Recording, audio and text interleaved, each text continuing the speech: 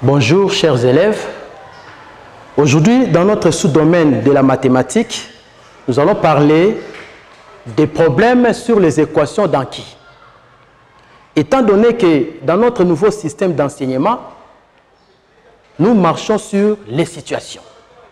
Nous avons dit pour qu'un apprenant soit déclaré compétent, il doit être capable de traiter des situations. C'est pourquoi, dans notre leçon d'aujourd'hui, nous allons voir comment interpréter une situation à une équation du premier degré à une inconnue. Quelles sont alors les étapes à suivre pour résoudre un problème se conduisant à une équation du premier degré à une inconnue? Les étapes à suivre pour résoudre un problème se conduisant à une équation du premier degré à une inconnue sont: dans une situation, il faut repérer d'abord les inconnus ou une inconnue, et après avoir identifié l'inconnu, vous allez maintenant mettre en équation ces problèmes. Après la mise en équation, vous devez la résoudre. Vous allez résoudre cette équation. Et à la fin de la résolution de cette équation, la valeur de l'inconnu va justifier la solution du problème. Et vous allez revenir maintenant dans la situation pour répondre à l'auteur. Donc, il fallait ça. Donc, il fallait ces nombres. Donc, il fallait ces chiffres. Merci. Nous allons écrire les étapes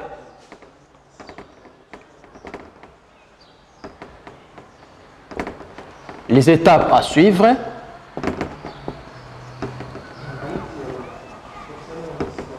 pour résoudre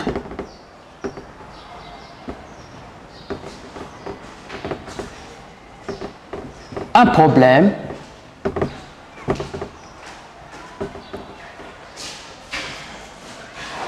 conduisant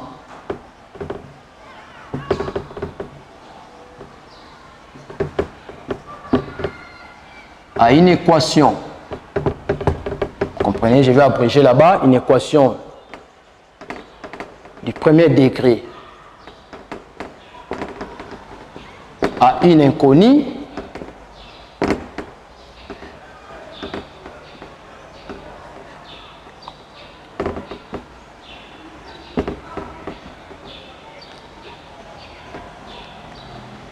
sont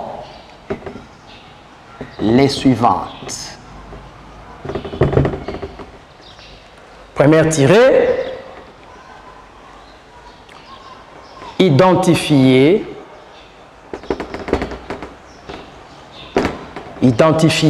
l'inconnu.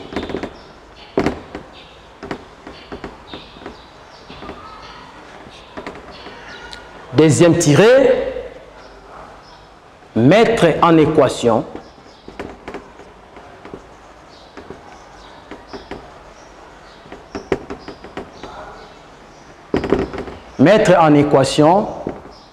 les problèmes.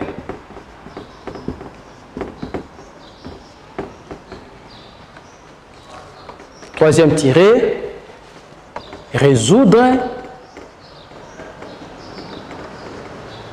l'équation.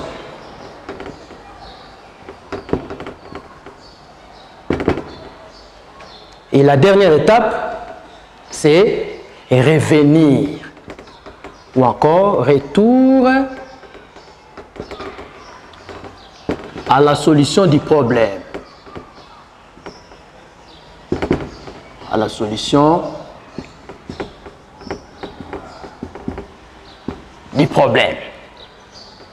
Voilà.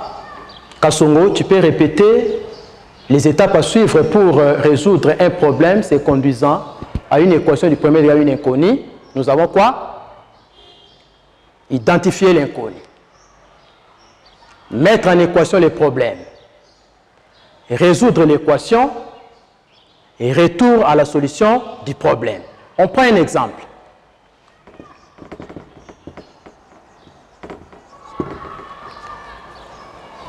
On nous dit les tiers d'un nombre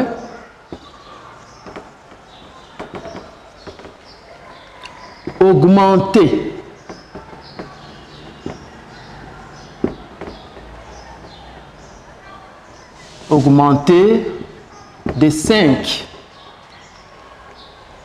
vaut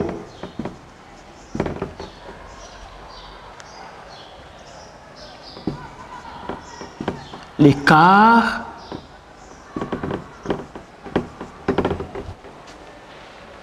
de ces nombres. On dit trouver ces nombres.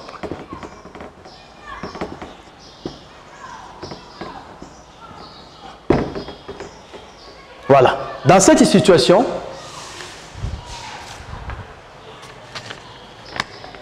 on nous demande de chercher un nombre qui n'est pas connu. Et ce nombre-là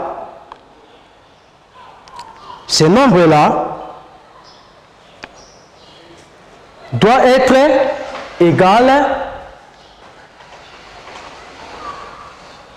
être égal à sa moitié.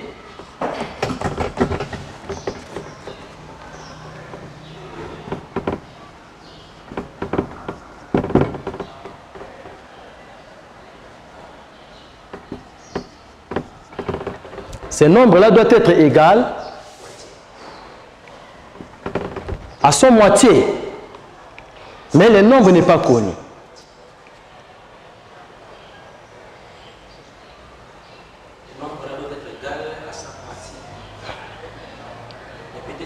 Le nombre-là doit être égal à sa moitié. Mais ce nombre-là n'est pas connu. Alors, comme c'est un problème, nous devons trouver ce nombre-là.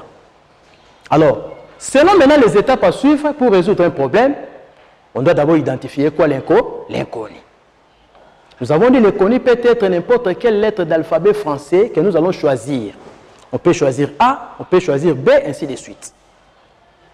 Alors, si nous prenons X comme inconnu, nous dirons soit X c'est nombre, parce que nous avons choisi X comme inconnu. Nous dirons soit X c'est nombre. Ça c'est la première étape. Nous avons identifié notre inconnu, c'est X. Mettre maintenant en équation les problèmes.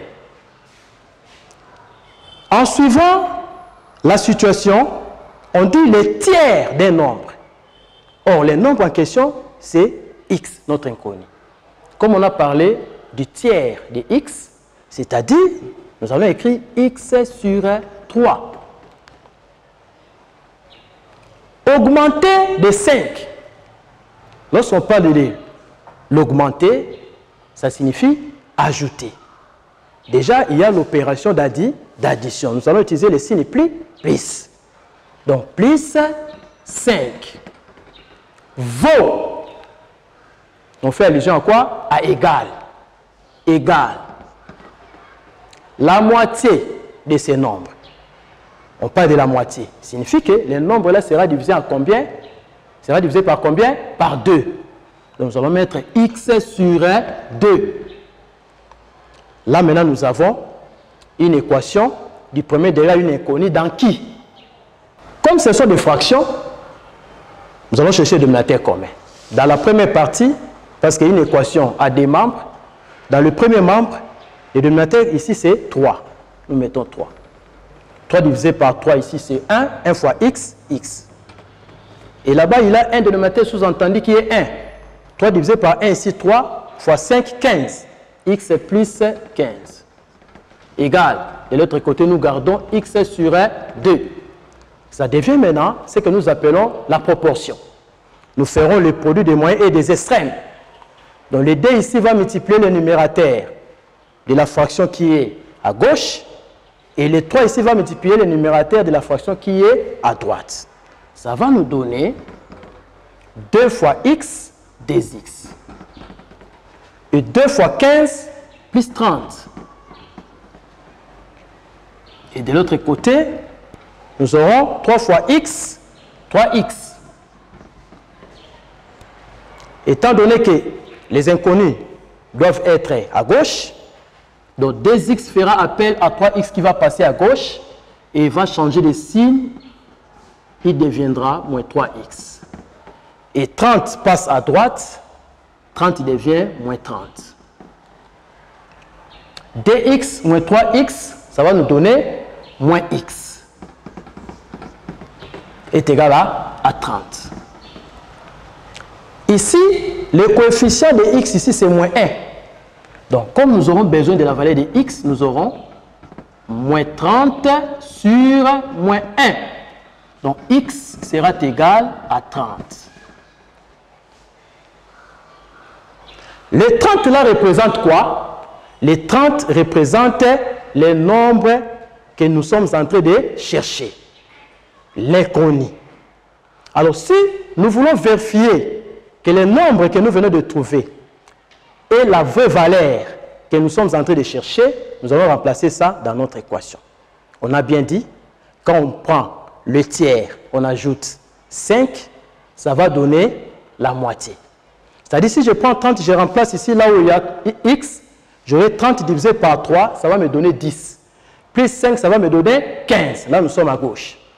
Et si je passe à droite, je prends le même 30 là, je remplace là où il y a x, nous aurons 30 divisé par 2, ça va me donner aussi 15. Donc, j'ai égalité dans les deux membres. Et ça prouve en suffisance que le 30 que nous venons de trouver ici, c'est le nombre auquel nous sommes en train de chercher. Là, on revient maintenant dans la solution du problème. Dernière étape. Pour répondre à l'auteur, nous dirons donc ce nombre est 30. Voilà. Là, vous allez dire que vous venez de traiter une situation. Parce que vous avez répondu à la préoccupation de l'auteur. Qui peut nous rappeler les étapes à suivre pour résoudre notre problème que nous avons traité dans l'exemple ici. Ok. Nous avons d'abord fait quoi? Nous avons lu. Nous avons d'abord lu. Nous avons lu les problèmes. Après la lecture, qu'est-ce que nous avons fait?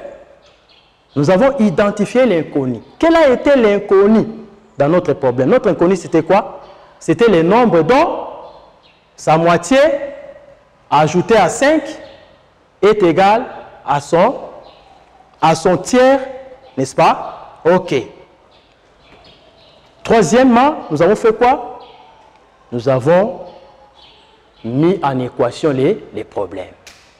Et quatrièmement, nous avons fait quoi? Nous avons résolu l'équation et nous avons répondu directement à la préoccupation de l'auteur. Donc, retenez que pour résoudre un problème conduisant à une équation du premier degré à une inconnue, la première chose, vous devez identifier l'inconnu. L'inconnu, c'est le nombre que vous êtes en train de chercher ou la valeur que vous êtes en train de chercher. Et après ça, mettez ça en équation. Après la mise en équation, vous allez résoudre cette équation. Après la résolution de l'équation, revenez à la solution pour répondre à l'auteur que voilà, ce que vous avez cherché, c'était ça. Alors, je ne peux pas vous laisser comme ça. Vous allez prendre une petite situation que vous allez essayer à la maison pour vous rendre encore plus compétent. Voilà. Un petit devoir.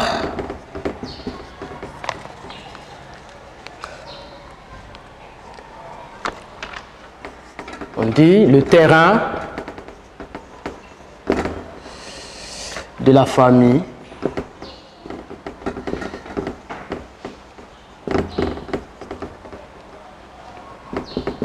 Panda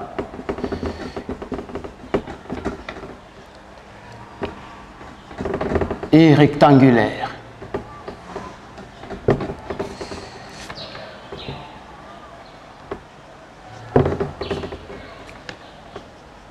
Et mesure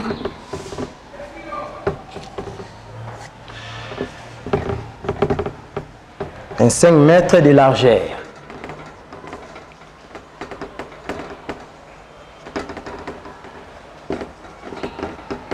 Et 750 mètres carrés d'air.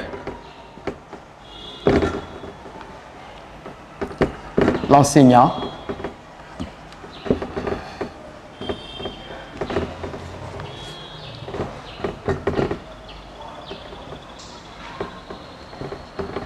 d'une classe de 8e année.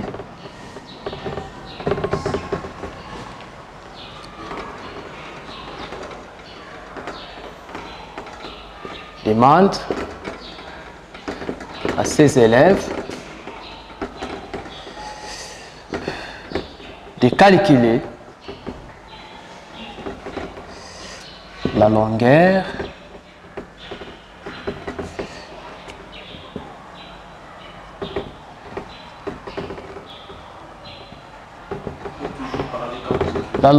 du terrain. Voilà. Voilà la situation que vous allez traiter à la maison. Le terrain de la famille Panda est rectangulaire et mesure 25 mètres de largeur et 750 mètres carrés d'air. L'enseignant d'une classe de 8e année demande à ses élèves de calculer la longueur du terrain. Donc déjà, vous avez compris que notre inconnu ici, c'est quoi? C'est la longueur. Donc, on a un terrain dont on connaît la largeur, on connaît aussi sa surface, mais la longueur n'est pas connue. Donc, vous devez chercher cette longueur-là pour répondre à la préoccupation de l'auteur. Merci. La suite est au prochain rendez-vous.